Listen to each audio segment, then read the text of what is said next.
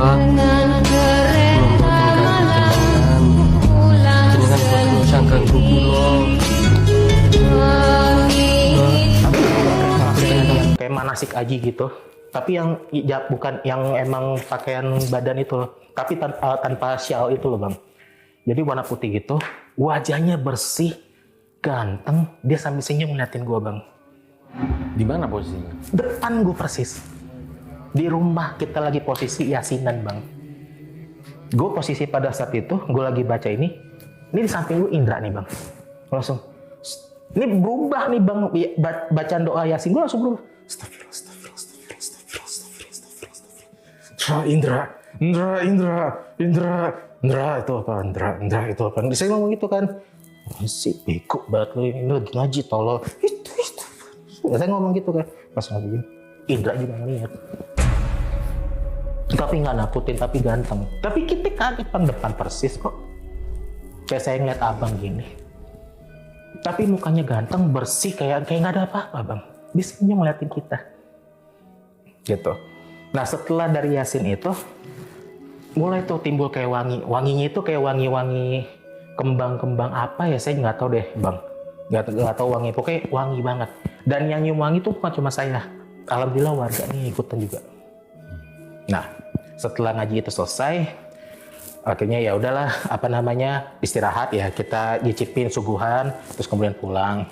Nah, kemudian setelah pulang itu, saya pamitan sama ibunya, ya beres-beres, bantu beres-beres. Saya pamitan, kita berempat pamitan, ya ada sedikit dana bela sungkawa dari kita berempat untuk kebutuhan ibunya sama adiknya, mudah-mudahan gitu loh. Terus ya udah kita pulang. Hari kedua dan hari ketiga gua nggak ikutan bang. Kenapa? Karena gue udah capek dan gue harus kerja. Gue udah izin kan, gitu loh. Gue nggak bisa izin terus takutnya gue dipecat kan, gitu loh. Ya udah akhirnya gue nggak bisa ikut. Gue ngomong sama anak-anak, bro gue nggak bisa ikut nih bro. Ya udah nggak apa-apa, gue juga nggak bisa. Ya udah gimana tuh gini. Akhirnya si Desi sama si Nita yang bela-belain untuk gantiin lah 2 hari yasinan hari kedua sama hari ketiga itu.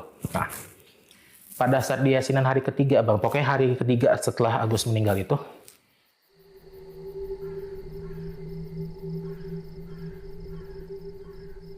gue malam-malam dimimpiin. Itu pertama kayak gelap bang, gelap. Percaya nggak percaya, gelap, nggak ada apa-apa. Ada yang manggil Rio. Nggak manggil, weh gendut, weh ini. Biasanya kan ngomongnya begitu deh bang, ya namanya cowok kan. Rio ngomongnya kok siapa nih, lembut. Tapi ini gelap bang, nggak ada apa-apa, gelap banget kayak gue nih lagi merem, gelap banget nggak ada apa-apa. Nggak siapa. Pas gue nggak tahu ya, mungkin pada saat itu, pada saat gue madep ke belakang, ternyata ada Agus. Gue mimpi ketemu Agus. Itu kondisinya kayak di satu taman. Pada saat gue madep belakang itu tiba-tiba kayak berubah. Percaya nggak percaya, tapi ini berasa kayak taman. Ada danau kecil kayak danau buatan gitu. Agus senyum ngomong sama gue, ngeliatin gue. Terus gue posisi nggak ngomong. Terus tiba-tiba dia ngomong, makasih ya. Singkat 2 kata, makasih ya. Dia nggak ngomong apa-apa lagi bang setelah dari situ. Nah, terus tiba-tiba, mungkin gue nggak tahu ya, tapi kalau misalkan abang pernah ngerasain atau mungkin teman-teman pernah ngerasain juga. Jadi ketika pada saat gue udah selesai mimpin ketemu sama Gus itu, tiba-tiba kayak gue tuh kayak berasa jatuh, terus kaki geter, begitu loh bang. Kayak berasa kayak mungkin kalau ada yang pernah ngerasain ya, tiba-tiba gitu, langsung kayak begitu. Itu yang gue rasain kayak gitu. Gue ketika bangun, astagfirullah. Gue langsung istighfar aja tuh bang. Nah, setelah dari mimpi itu, gue dimimpin itu 3 hari bang. Setelah hari yasinan itu 3 hari, dia cuma bilang hari pertama dia mimpin gue, malam pertama dia makasih, malam kedua dia mengucapin makasih, malam ketiganya dia ngomong. Dia ada janji yang belum terlaksana. Minta tolong dibantu. Dia nggak ngomong janjinya apa. Dia cuma bilang janji sama adiknya, itu doang.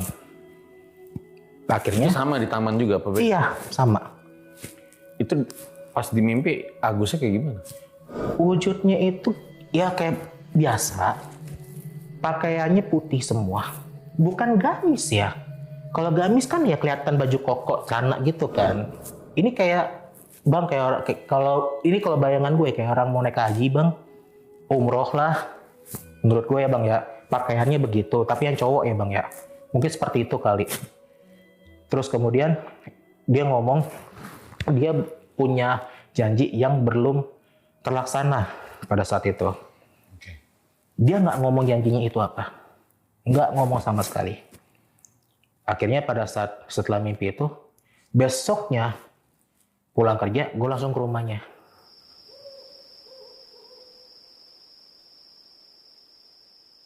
Gue datang, terus kemudian gue tanya, Assalamualaikum, Bu, maaf nih, mau nanya, almarhum ada sempat janji apa, Bu?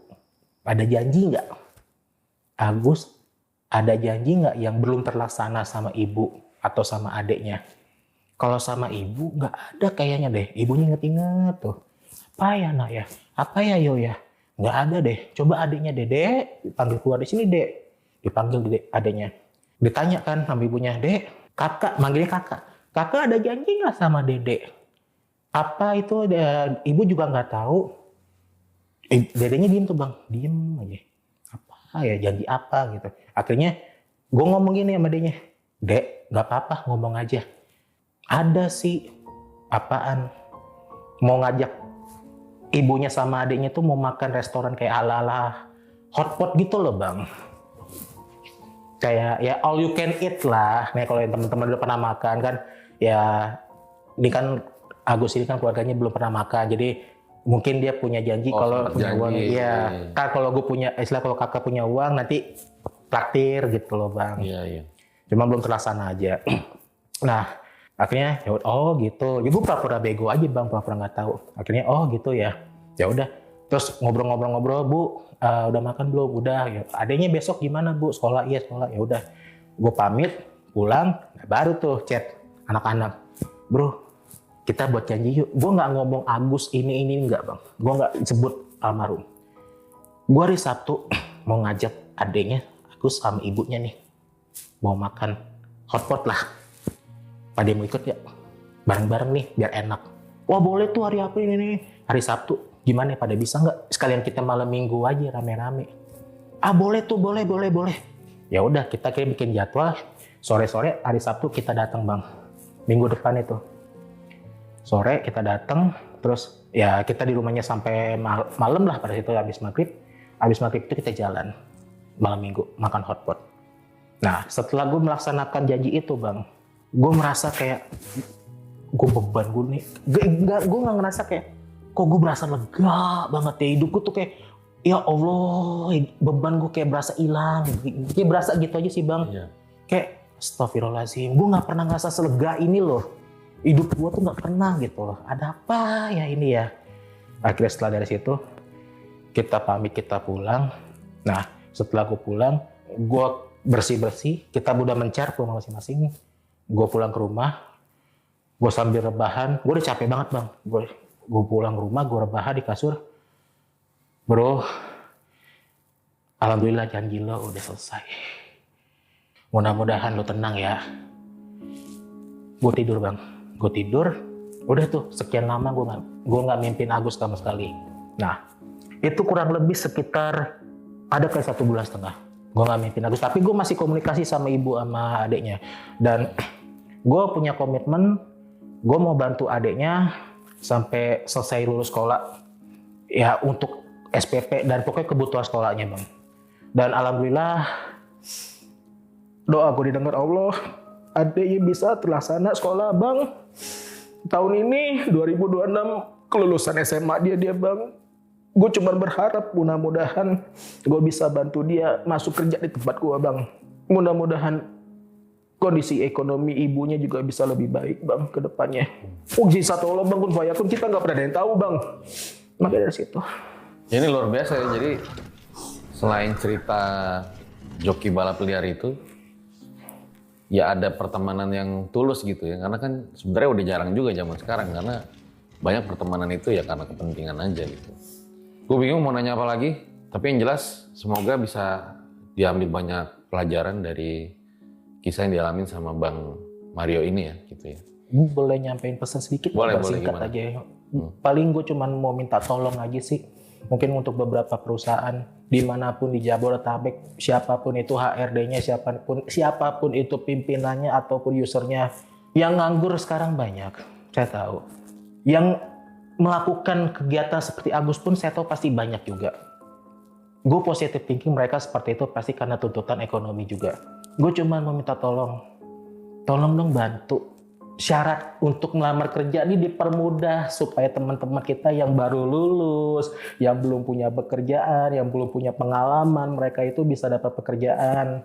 Supaya mereka bisa dapat kualitas hidup untuk keluarganya dia juga gitu. Saya cuma minta tolong. Saya nggak minta tolong apa-apa. Saya juga bukan mewakili pihak manapun. Cuman kalau boleh saya berpendapat dan saya boleh bersuara, tolong dong dipermudah, jangan terlalu dipersulit. Orang mau ngelamar kerja tuh jangan dipersulit. Itu doang sih Bang. Itu aja. Oke, makasih ya Bang Mari ya. Sama-sama Dan Bang Fajar. berbicara. Ya, itu dia ya, bahwa sekarang ternyata memang udah dari zaman film Sidul ya, dari kerja sulit. Nah ini juga dialami sama Bang Mario dan rekan-rekan dan bahkan sampai hari ini ya. Mungkin sekarang definisi bukan mencari kerja lagi ya, bertahan saja sudah luar biasa. Gue rasa cukup demikian episode pada kali ini. Semoga hal-hal yang baik menimpa Paralang dan RJ1 juga, terutama di ekonomi hari-hari ini ya. Gue rasa cukup demikian. Gue Fajar Ditya, RJ5 undur diri. Ciao.